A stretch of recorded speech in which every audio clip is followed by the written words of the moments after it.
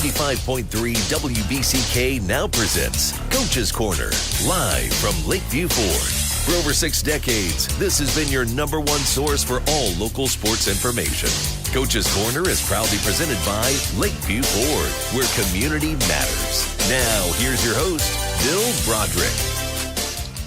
Hey, welcome to Coach's Corner here on WBCK 95.3 FM. We're here at Lakeview Ford in downtown Battle Creek. I'm Bill Broderick, sports editor and columnist at the Battle Creek Inquirer, sitting in the chair here at Coach's Corner, which has been talking high school football for 60 years. We had a big night in the city last night in high school football. We had 4 games for the local fans to check out. The big game of the week, Marshall came to Harbor Creek in a rivalry that's been going back almost as long as Coach's Corner has been around, or even longer, 66 years. And Harbor Creek had the big advantage in that rivalry this time around. They won the game 50-0. Lakeview hosted St. Joe on a Hall of Fame night over there at Spartan Memorial Stadium, and Lakeview got on top early but couldn't hold on, and St. Joe went on to win 27-21. Penfield also was at home last night. They also got up early, but Jackson Northwest came back in the second half, and they beat the Panthers 31-20. Battle Creek Central down at CW Post Field hosted Stevensville Lakeshore. Stevensville Lakeshore came away with the SMAC conference win 41-14. St. Phil was the only city team on the road last night. They went over to Bellevue.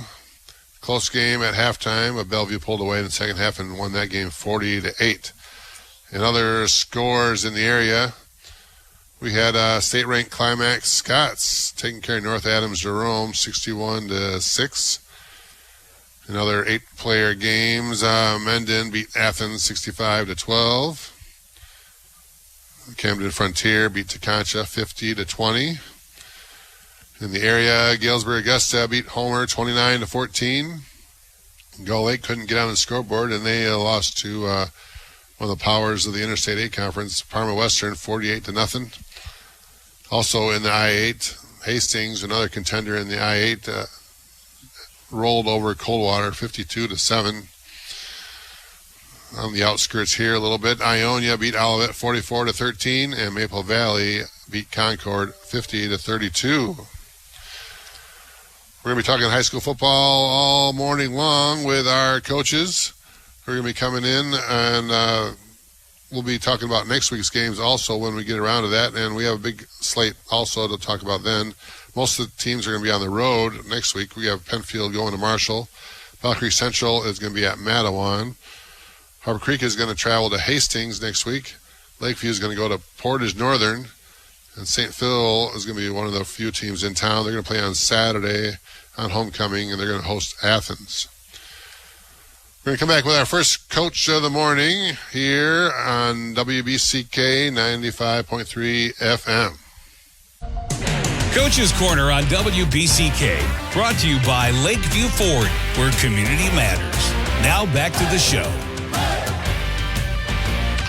Hey, we're here with our first coach of the morning. We have Coach Robbie Hedden from Penfield. How's it going this morning, Coach? Really good. How are you, Bill? Hey, we're doing good. You guys started fast last night. You played Jackson Northwest at home and got up early, and then things fell apart a little bit late. The injury bug hit you a little bit there, and had some challenges that were a little bit tough to overcome. Is that the idea? Yeah, absolutely. I mean, we started off fast. Our offense was clicking on all cylinders. Made a couple changes personnel-wise, started moving some kids around a little bit. First drive, we were able to drive right down and score.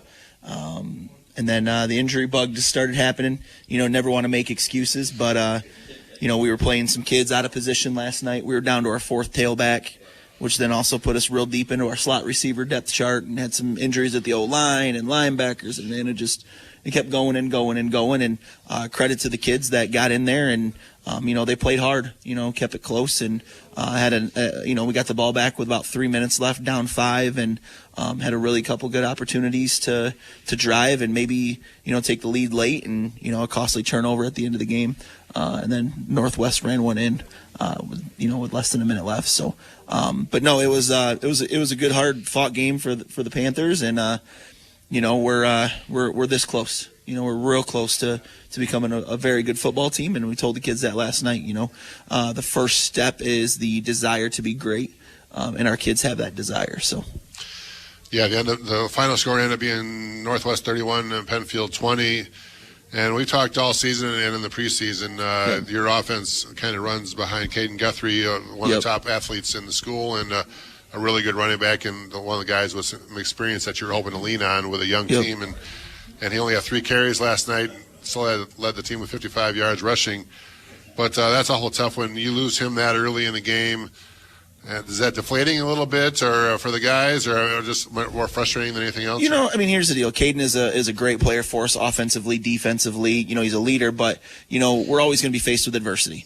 And that's the thing we tell our kids is next man up. Adversity. You're going to face it in any aspect of life, whether it's football, school, when you become a dad, a husband, a mom, in your job, whatever. You're always going to be faced with adversity. So don't shy away from it.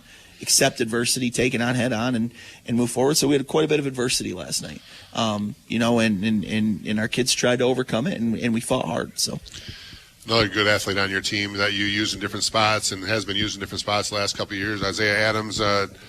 You end up using him. He had a little bit of quarterback here when you needed to because of some injuries, and he threw a touchdown pass. He caught a touchdown pass. He's kind of a Swiss Army knife a little bit for you when you have to be. You don't want to have him in that situation, but that's a good thing to fall back on if you need to. Absolutely. Isaiah Adams, he's been a great kid for us, willing to do anything. Our offense, it kind of clicks a little bit with a mobile quarterback, and so we kind of move him around a little bit, and then Calvin and Braden Campbell come in and they throw the ball. They can still run the offense very well, but getting Isaiah Adams the ball more is kind of the reason behind moving him to QB and putting him in a tailback sometimes. Putting him at we want to move him around anywhere we can to hopefully get him the ball because he is a very good athlete. You're gonna do that a little bit more going forward, even beyond the injuries, you think? Yeah, absolutely. Zay is he can do it all. So yeah, we're gonna move him around quite a bit, try to get him the ball in his hands, and he started at quarterback for us. Okay. And then. Second drive, he moved back out to receiver. Then he's back to quarterback. Then he was at tail. We try to move him around as much as we can. All right. The idea that you guys have started out 1-3, like you said, you've been close a couple of games, and the program is just coming together and with a new offensive playbook, and it goes on the road next week at Marshall. Another 1-3 team, an I-8 team, a couple of teams that are trying to find both teams are trying to find their identity a little bit. Crucial game, I think, for both teams. In the I-8, 1-4 is a lot different than 2-3. You get another win, and things are feeling a lot better. Playing Marshall, a different kind of team, and talk about that a little bit. Yeah, absolutely. Obviously our kids are going to get up for Marshall a little bit. A little bit of a rivalry there. And we just want to compete. That's the biggest thing is how do we compete every play, every day. We had a great week of practice last week, and you could see it. Our kids came out firing on all cylinders. So we just got to have another great week of practice. Hopefully rest, recover this weekend, and then really take it to Marshall. So yeah, you want to get healthy a little bit and hope for some of those things to kind of come back. Get some more guys on the field there. Marshall, you get different offenses you're going to see throughout the season. A lot of wing T teams you'll see, a lot of running teams, but Marshall's going to spread it out and throw the ball in the flats, and you need the kind of athletes to kind of slow them down in the flats. You talk about you have some good athletes in that situation. You kind of match up well that way, right? Yeah, absolutely. I think Marshall's a good fit for us. I think one of the things with with our concepts that we're trying to get better at is being more physical. So with them spreading the ball out, trying to throw it through the air, I think that kind of plays into our hand a little bit. Obviously we've seen in the past that they can still pound it down if they need to. And so we're just trying to compete every play, every down, every opportunity we can. So, and that's the thing that we've got to get with our kids is just, all right, let's compete every play. Let's go talking about a little bit some other guys that we didn't talk about too much before, but you have a couple of other receivers that came up big last night, and some good athletes that are stepping into some bigger roles, and you want the ball in their hands a little bit more. Jashawn Clark is one of those guys, a real nice athlete for you, and a guy that you want to have a bigger role going forward, right? Yeah, Jay-Sean Clark and Braden Sturham are two developing wide receivers for us. Both are playmakers. Jay-Sean made a really good play last night on a ball from Isaiah Adams and, scored. And, he goes both ways. Both kids go both ways. So those two kids, we try to get, the ball in their hands as much as possible. Jay-Sean, we try to get him screens, bubbles, whatever we can do to put the ball in his hands because he's a very dynamic athlete. All right, we'll be talking more about next week when Penfield goes to Marshall, and we'll talk to you next week about a possible win in the I-8 during that game, Coach. Right. Have a good week of practice and get some of those guys healthy, all right? Thanks, guys. All right. We'll be back on WBCK 95.3 FM. Coach's Corner on 95.3 WBCK. Proudly brought to you by Lakeview Ford, where community matters. Here's Coach's Corner. Hey, we're back with our next coach of the morning. We have Coach Mark Passetti of the St. Phil Fighting Tigers. Morning, Bill. How's it going? We have the idea that you guys were on the road last night, one of the few teams on the road last night. Most of the other teams were in the city that were at home. You guys went over to Bellevue and a rivalry game that goes back a little bit since you guys both been playing 8-player football. And it was a game that was really close at halftime. Yep. You came out and played well in the first half, only down 12-8 at halftime. And then Bellevue came out second half and figured some stuff out and kind of pulled away there and scored 28 unanswered points in the second half. Let's talk about how that game ended up and what happened there in the second half and what'd you see out there? Well, I give our kids some credit here. We had to go through a lot of adversity this week. We had a lot of things come up, and we were missing some players last night because of illness and injury, and just a whole week was full of adversity. But they came out in the first half focused. We had some kids playing out of position, but it's going to happen. Especially with small schools, it's going to happen all the time. Came out in the first half focused and everything, and we were in the game. We played well enough in the first half to stay in the game, but then give Bellevue credit. They came out and they flat physically handled us in the second half. They played well, and we didn't play as well as we had hoped to. Final score ended up being Bellevue 40 to St. Phil 8, and you only started the season with 12 players, so when you start fighting some injuries and illnesses, what kind of challenges does that bring about a coach? And when you're looking around and you're on the sideline and you may only have 2 or 3 guys standing next to you? We were talking earlier just with the coaches here. You've got to move kids around, and there's just not enough time in the day to get them ready. And we talk about it all the time. I don't want to dominate kids' lives. I want kids to be kids too. But we could practice until 9 o'clock at night, to make sure that they're ready. But that's not realistic. So it's a game for the kids, and we get them as ready as we can, and hope and see how they play. We had one young man last night, freshman.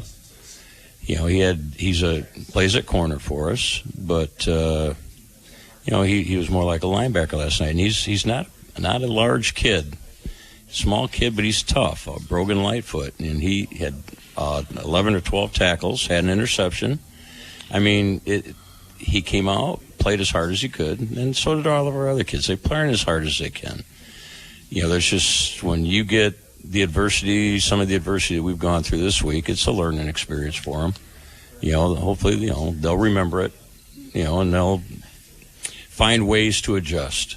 And see how much this helps them. You're going to face adversity in life. And this is one week that we've gone through quite a bit of adversity, and let's see if it makes us better.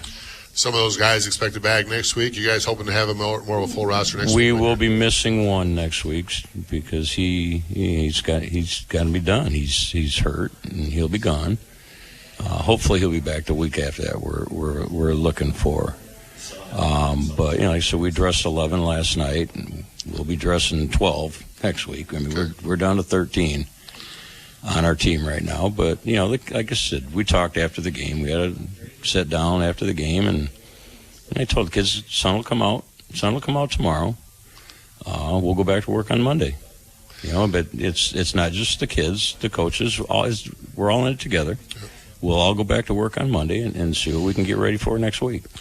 Yeah, Bellevue, they were winless last year, 0-9, but they've been one of the surprise teams coming into this season. They are now 3-1, and they have some athletes that weren't playing football the last couple of years, but did come out this year, and they're a little bit different program this year, and had some good kids on the field, some good athletes that can give you trouble. Is that right? Yes.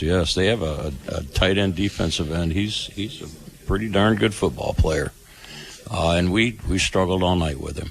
You know, and they've got some speed. You know, and they've got a few kids that can move pretty well, and that's going to always cause us problems. So, yeah, they're a lot different than they were last year. A lot more physical, too. A lot more physical. They have a guard that he's a man. Yep. He is good. Yeah. Well, we had Colt Myers had another good game for you. He was our athlete of the week in the Inquirer last week. Has a couple good weeks for him so far, and you can lean on him at quarterback, and that's to feel good in terms of on your offense that you can to do that, and he has some experience there. Yeah. That's key, and you had some other kids had to step up on defense a little bit.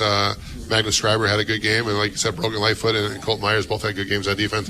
You like how the defense played in the first half, right? Oh, the defense played well last night. You know, score might not be indicative of how the game actually was. Our defense played well.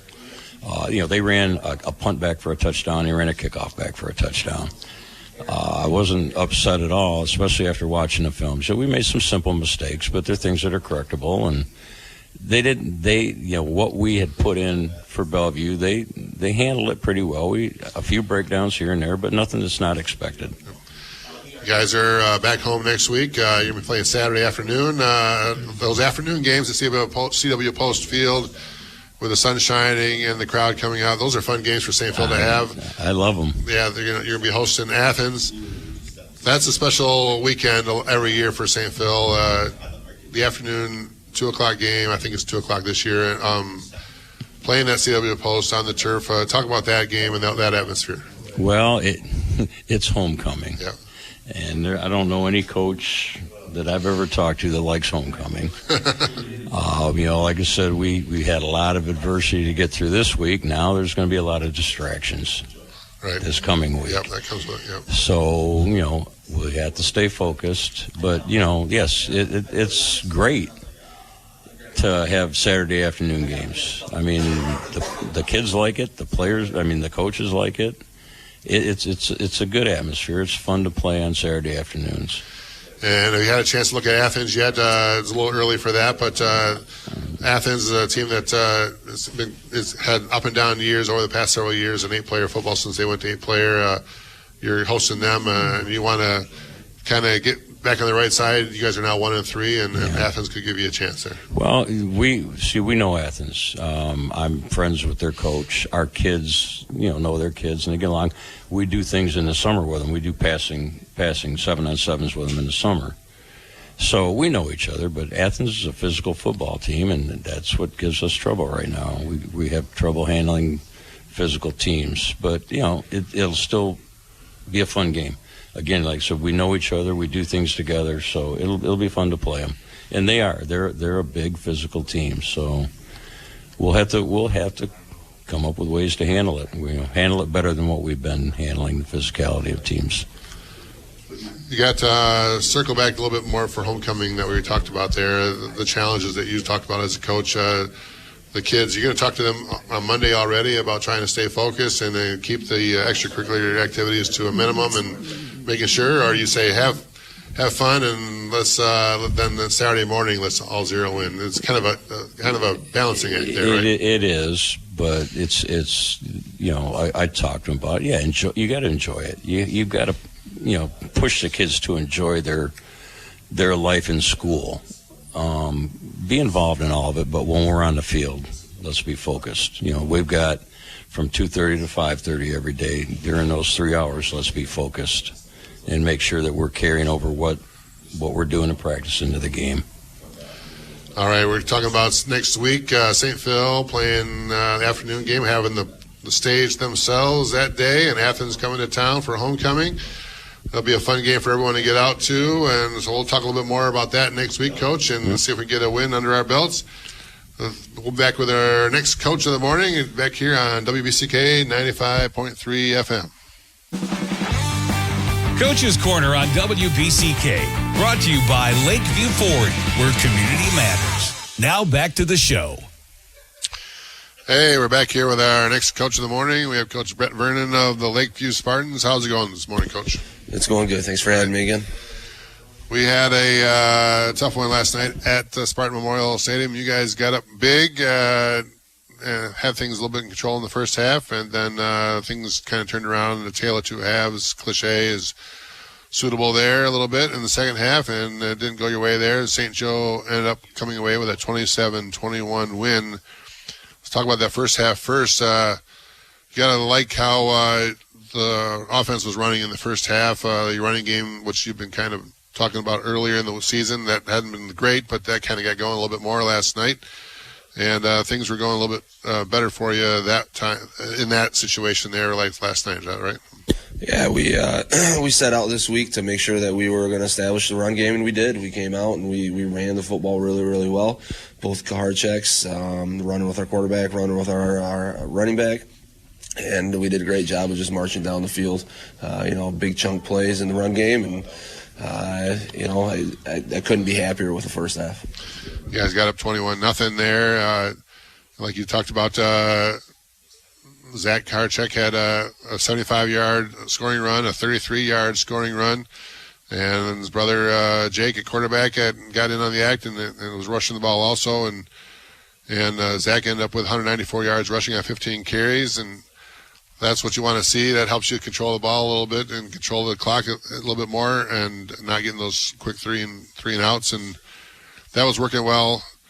And then right before halftime, things kind of turned the wrong direction, and that momentum kind of swept over the halftime. And then St. Joe changed some things in the second half, and things didn't quite go your way. Talk about what happened there right before halftime and then in the second half. Unfortunately, I think we could have probably have left the first half with 28-0. But some things didn't go our way. They had a nice kind of scramble throw that they ended up scoring on a 4th and long. That would made it 21-7. We worked the ball down the field right before half, and time just kind of ran out as we got towards the 10-yard line. Really close to scoring there. Then came out from halftime. You got to give St. Joe a ton of credit because they came out and they decided they were going to kind of change up the way they were blocking up front, and they started pounding the football on us, and they got a little bit more physical than they were in the first half, and they just established that run game. And then when that momentum starts going that way and the ball starts rolling downhill that way, that's kind of tough to turn around, especially those teams that are trying to go 3 yards in a cloud of dust on you a little bit there. And St. Joe wants to do that, and you can't get off the field. And when that happens, there's some frustrations that seep up on the field a little bit. And how much did you see that last night? Yeah, so one, it was a little more than 3 yards in a cloud of dust. It was about 10 yards in a cloud of dust as they were running down that field. But yeah, I think one of the biggest things I talk to our kids all the time about is how do we respond to adversity, and that's where we got to work on is that response. The resilience to when things go bad. And it's as I told the kids, it's bigger than the game of football. It's through life and how you're going to respond to adversity, not being the victim. Overcoming those tough aspects, and I'll just continue to work on that. Yeah, that's what you're facing right now with this team. First-year coach at Lakeview, a little adversity there. You still guys looking for your first win and trying to keep the team together and making sure things are going in the right direction. That's got to be job one every week when you're making sure that this club stays together and they keep playing for each other, and that has to be your message going forth, right? Yeah, one of the things that has happened through the first 4 games is that when adversity hits, we've been resorting back to that me mentality, and we're trying to change that mentality into it's about team, it's about the people around you, creating that brotherhood, caring for each other, and that's why we play the game. And so that's again the thing that we're continuing to work on from week to week. And I told you week 1 here that we're just trying to get better every single week. Could we be 2-2 right now? Yeah, we could be 2-2, but we're on 0-4. We got to continue to stick with the process and again get better every week. going on the road next week, and it's a tough ask. One of the top teams in the SMAC that you're going to see over at Porter's Northern. They are just loaded. They have a couple of D1 prospects on their roster. A big boy on the front line that's getting recruited by Wisconsin or Oklahoma and Michigan State. A skill player that got an offer from Michigan State last week. D1 athletes come in, and that gives them a little bit of advantage. They are a tough team to play and a tough team to play on the road, but maybe it gives a little bunker mentality for you guys, and your skill athletes can maybe make some big plays and make something happen a little bit, right? Yeah, great team. I mean, you look at the scores that they've had all year, and they're rolling right now. But again, I want to concentrate on what we do. I just want to see us battle every single play. Never give up. That never quit attitude, and that's what I want to see out of our kids. And if we go through that game, good things are going to happen. Who knows where the score is going to end up? But just want to see our kids continue to battle, play in and play out. All right, well, we'll talk a little bit more about that next week. It'll be Lakeview's going on the road at Porter's Northern. Be another challenge for them, but another chance to get a win. And we'll be talking a little bit more about that next week, Coach. And we'll be coming back with our next Coach of the Morning on WBCK 95.3 FM. Coach's Corner on 95.3 WBCK. Proudly brought to you by Lakeview Ford, where community matters. Here's Coach's Corner. Hey, we're back with our next Coach of the Morning, Coach Lauren Granger of the Battle Creek Central Bearcats. How's it going this morning, Coach? It's going great. It's a beautiful day.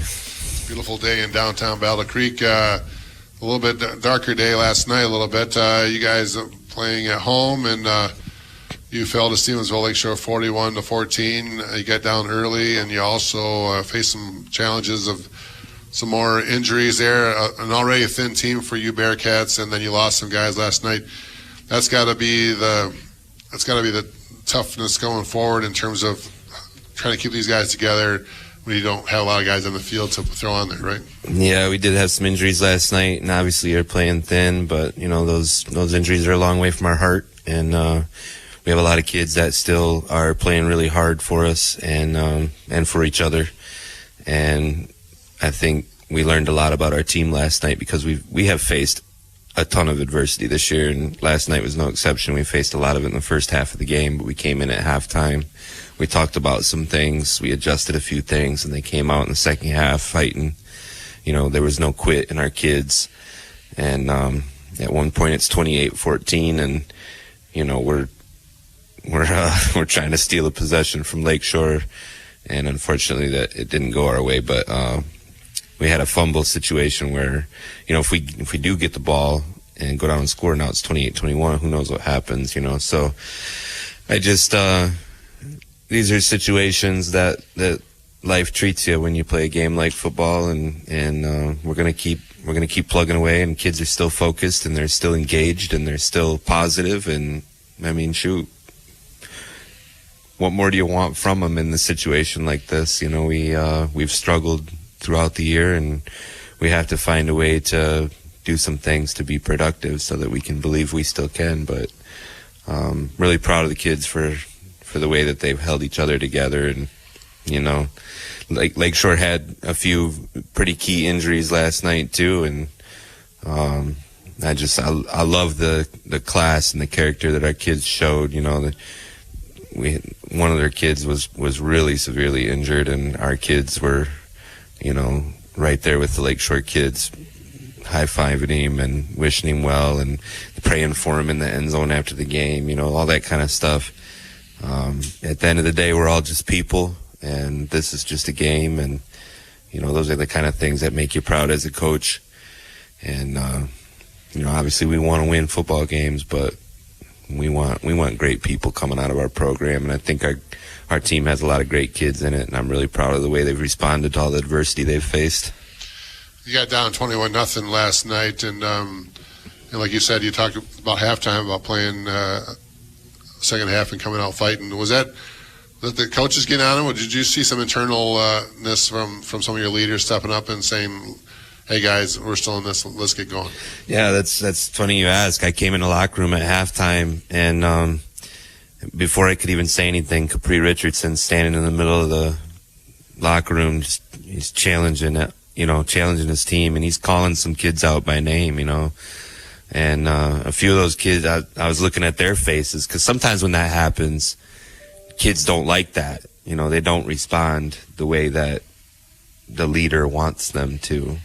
But I'm looking at these kids' face. Our best lineman is Kamari Williams, and Capri is calling him out in the locker room. And Capri's sitting there in a chair, nodding his head, looking at him. And that's the kind of thing. What do I need to say? Right. Well, I'm gonna come in here and I'm gonna talk about some adjustments and stuff. But I didn't need to jump on him. I didn't need to challenge him. Capri was taking care of that. Yeah. And so Kamari and actually John Contreras is probably our best offensive lineman. Actually, now that I say that, but both those guys had great second halves. They came out and John was just punishing people. And if we had a whole team full of that kind of mentality, we probably are winning a lot of football games. But at the end of the day, you just want your kids to be able to respond in adverse situations, and that's what we did in the second half. And that's something we can build momentum on going into Mattawan week next week, and hopefully get our first win. Yeah, it sounds like that's something you can build on, and some pieces there, and that's good to have in your back pocket in terms of some positive feelings going forward. You're playing at Mattawan on the road next week, and you're looking to get things right. Talk about Mattawan a little bit and what you've seen from them so far. I haven't seen a whole lot from them. The only film I've really watched at this point is the very first one when they played Marshall, and they looked pretty good in that game. Obviously, we know Marshall's had their struggles too. But one thing I know about Mattawan over the years typically is that they're very gritty. They play tough. They got a little bit of an attitude when they play, and I'm sure that they're going to be looking at Battle Creek Central on their schedule like that should be a win for us. So they're going to be ready to play for sure, and they have a really great coach. David does a great job over there, X and O wise, and getting his kids motivated wise. He's a good culture guy. But yeah, they have a couple skilled players that are real fast. At least they look real fast on film.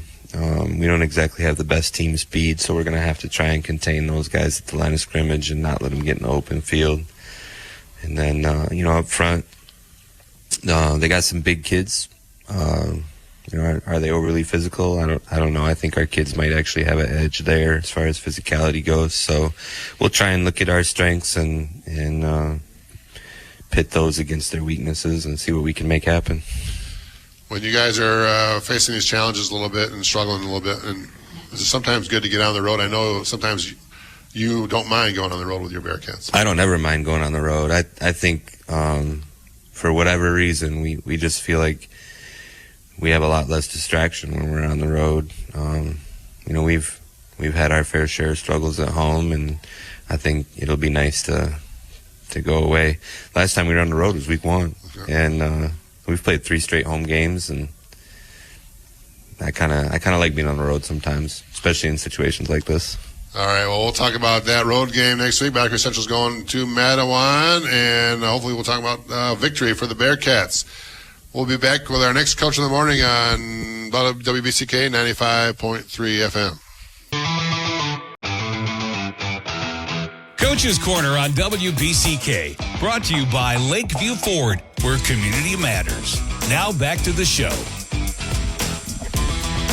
Hey, we're back with our next Coach of the Morning. We're Coach Mason Converse of the undefeated Harper Creek Beavers and state-ranked Harper Creek Beavers. The Associated Press first poll of the season came out this week, and Harper Creek found themselves at number 8 in Division III. Then they took that state ranking into their home game against rival Marshall, and they took care of business with a big 50-0 win over the Red Hawks. You got to be feeling pretty good this morning, right, Coach? It's a great morning to be a Beaver.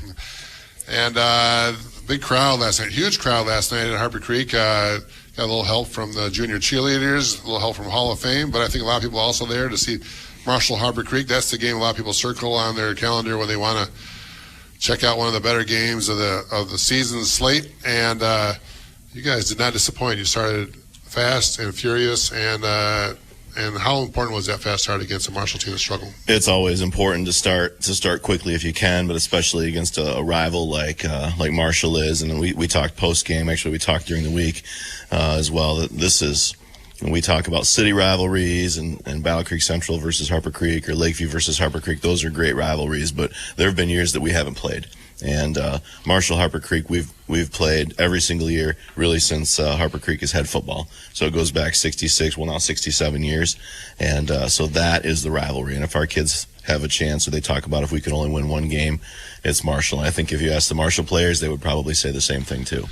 Yeah, great atmosphere whenever those two teams play, and it's been a lot of fun over the years watching that game. And you guys have been running downhill most of the year with that big offensive line, and I'm sure Marshall was getting ready for that. But then threw a little wrinkle in there, and the first play of the game, you throw it out in the flat, and Jesus Macedo hits Chase Nichols for a 66-yard pass down the sideline, and that set a tone and maybe set a message right away that Harper Creek is there to play, and you can't just load up the box a little bit. We self-scout ourselves, and so we know what our tendencies are, and we had a plan for if they were playing those tendencies. And Chase Nichols is just a tremendous weapon for us. I mean, he's our backup quarterback, but he's too talented to not be on the field, and we've talked about that with him, and he's really embraced this slot receiver role and doing a terrific job. And he's a tough young man to bring down in space, and we wanted to get the ball. We knew we'd run the ball basically the first play of the game, all 4 games, so we wanted to change that up. And he made a nice little move at the line of scrimmage, and actually he got away later in the game too, and we had a holding penalty, but I mean he would have had over 100 yards receiving just on those 2 plays alone right there. So it was a tremendous start and got us going without a doubt. Yeah, it was a real pretty move. We had our Inquirer highlight video package last night, and I was able to catch that quick move on that first play. He dipped his shoulder a little bit and beat 2 guys, and then he was off and running out there and got down there and got close, and then that big offensive line took over from there. And the rest of the game, you guys were kind of pushing them, shoving Marshall around a little bit, and just took care of business with that running game. Bronson Carpenter, who's been having a huge season for you at running back, a senior who was out a lot of last year with injury. Big bounce back year from him. He had 216 yards, rushing 194 yards in the first half. Huge day for him, and that running game behind that big offensive line is big. Bronson Carpenter gets his name in the story there, but the offensive line is what you really want to talk about, right? Yeah, absolutely. And Bronson is seeing the field really well. Coach Crockett, who's been a tremendous addition to our staff, has really got him seeing the holes, seeing the jump cuts and things like that, and he made some nice moves at the line of scrimmage, but those holes aren't there for him to see if it's not for our offensive line. And the left side of our line gets a lot of the accolades because we've got Ricky Johnson and Zach Kitchen on that side, and rightfully so. Those are 2 legit players, and they've put a lot of work in the weight room. And Marshall tried to take that away last night, and they worked really hard to take that away. So we went the other way. We saw that early on. We saw where they were putting their dudes, and we said, okay, we're going to run the other way and see what their answer is to that. And that's what's fun about this game is it's moves and counter moves constantly during the game. And Brendan Van Sickle and Caden Decker stepped up huge for us. We ran a lot of the plays that Bronson had big yards on last night. We ran to our right side, and those guys couldn't be more proud of those 2 young men because they've been putting the work in, and they're not playing second fiddle by any means, but they don't get all the fanfare, the accolades, and they did a tremendous job coming off the ball last night and really just kind of making pathways for Bronson to find, and he found them, and he did a tremendous job. Ricky Johnson was the WBCK player of the game, Lakeview Ford player of the game last night, and he kind of took that award on behalf, I'm guessing, of the whole offensive line. Some pancake blocks that we saw out there really kind of was featured also there, and that's got to be nice to calling plays when you're saying, well, we have these big holes to run through, and that's going to work for you going forward. And the fact is that also that you're getting a lot of 3 and outs on defense, and so you're getting the ball a lot, and Marshall wasn't able to run the clock a little bit. So getting those extra possessions was key, and you got to tip your hat to the defense a little bit for that reason, right? Yeah, I think we held them to less than 30 yards rushing. We held them, I think it was like 23 yards rushing. They had, I think, maybe 116 passing.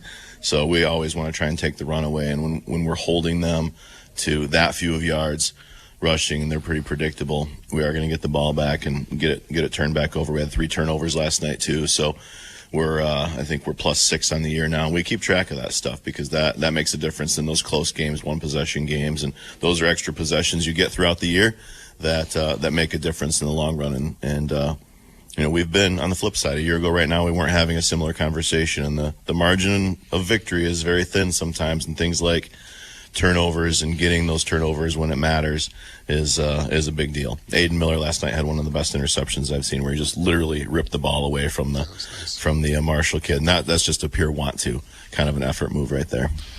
Well, let's flip it to next week. You're going to take your undefeated season on the road, and you're going to be playing at Hastings. Hastings has been good the last several years in the I-8. That's going to be a challenge for the Beavers, right? Actually, the next 2 weeks, and we're not going to look past Hastings by any sort of the imagination. They're the defending champs, and until someone knocks them off, they are the champs. And they're 2-2 right now, but they've played 2 state-ranked teams as well too. So they are every bit the powerhouse they've been, and we've got to come with our A game in order to continue ourselves in the league race. So it'll be a challenge. We're up at Hastings, never an easy place to play, but we'll embrace that challenge and take it on.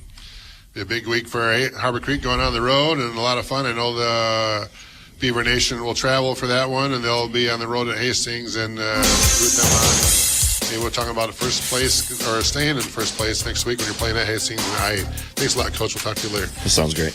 This is WBCK 95.3 FM. This has been Coach's Corner.